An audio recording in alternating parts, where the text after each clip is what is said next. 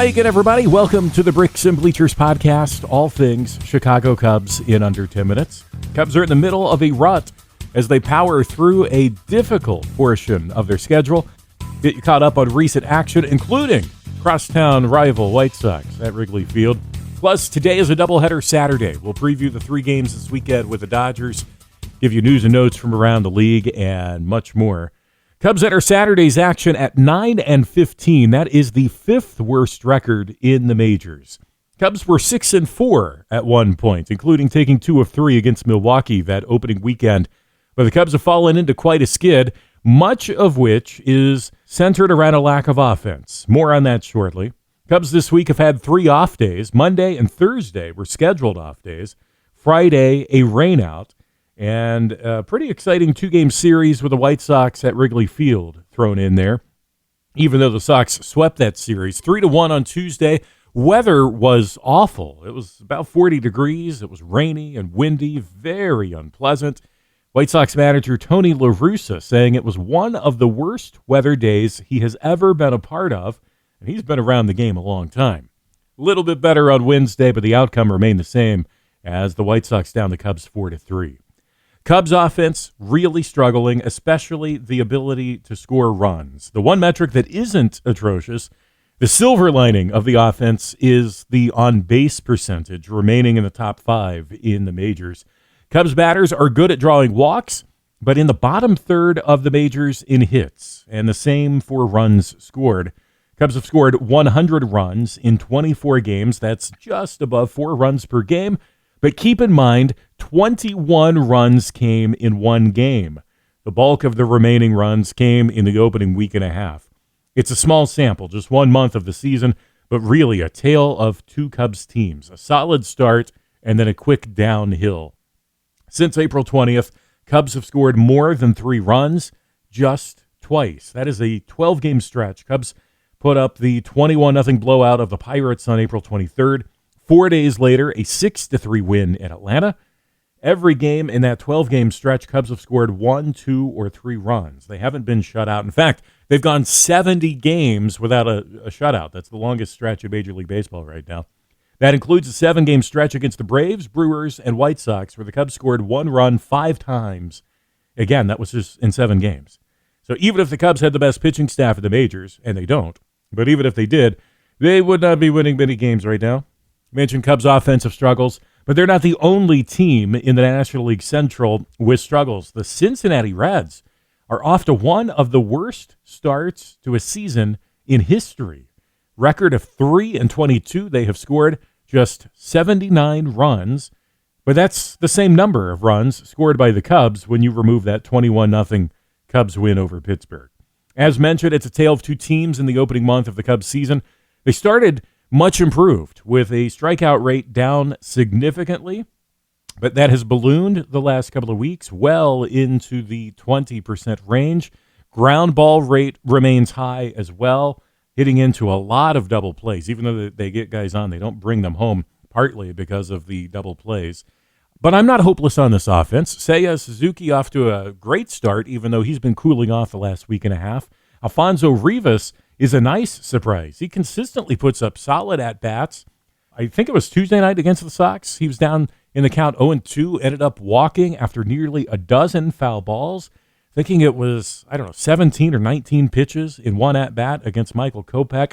Could have been a game changer. It kind of looked like it was going to swing things a little bit, but again, the Cubs have a great inability to score runs, so they still ended up losing, but that was a really gritty at-bat and did eventually lead to Kopech leaving the game not too long after that. Patrick Wisdom continues to hit for power. 5 home runs so far this year. He's got the second most home runs in the majors since his debut in late May last season. At 9-15, the Cubs are in 4th place in the National League Central. Milwaukee has now won 15 of their last 18. They've got the best record in the National League at 19-8. St. Louis, 2.5 back at 16-10. Pirates are 3rd in the National League Central with a record of 10-14. Cubs at 9-15, and then you got the Reds way back there at 3-22. Cubs have had multiple series so far against both Milwaukee and Pittsburgh. Time for this and that, a look at news and notes from around the majors. Brewers getting a lot of attention for playing small ball, but breaking out the bats in recent days. Brewers with 20 home runs in 6 games against the Cubs and Reds. That is a Brewers record for a 6-game stretch in club history.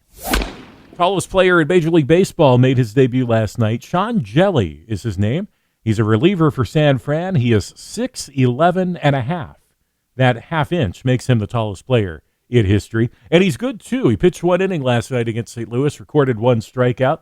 And it came at a pretty key time, too. That game was tied at 2 when he came in.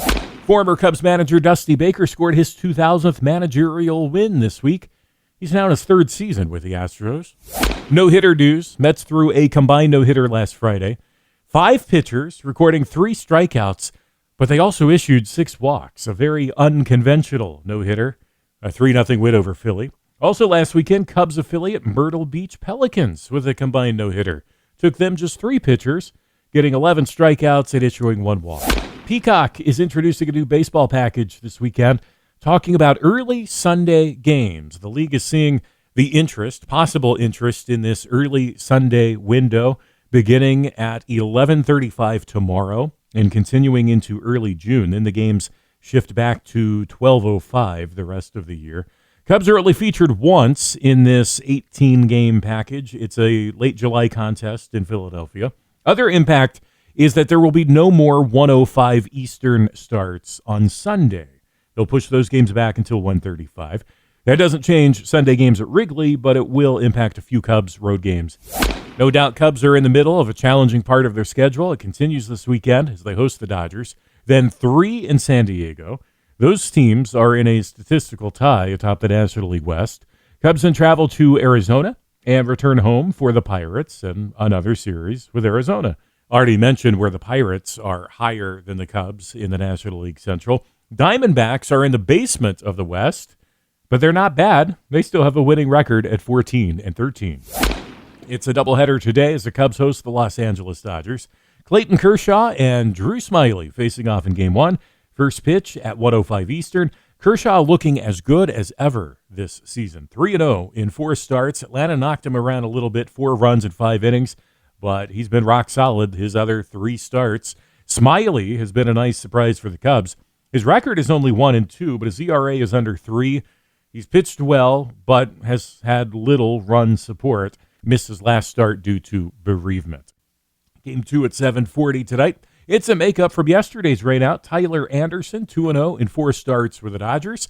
And it'll be a bullpen game for the Cubs with Daniel Norris getting the start. He pitched 6 innings over 5 games this year, 8 strikeouts, an ERA of 6. Both games today on Marquee Sports Network, also being picked up by MLB Network.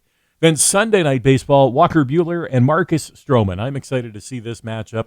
Buehler coming off 2 scoreless outings for the Dodgers, a complete game against Arizona, and 5 scoreless against Detroit. Meanwhile, Marcus Stroman looked great last Sunday, shutting down Milwaukee over 7 innings, gave up just 2 hits, and issued 1 walk.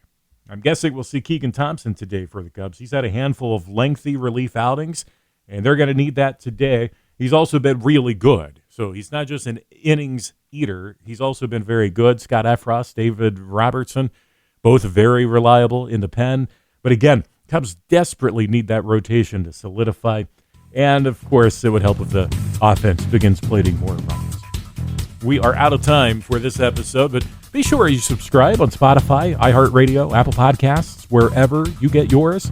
All things Chicago Cubs in under 10 minutes. This is the Bricks and Bleachers Podcast.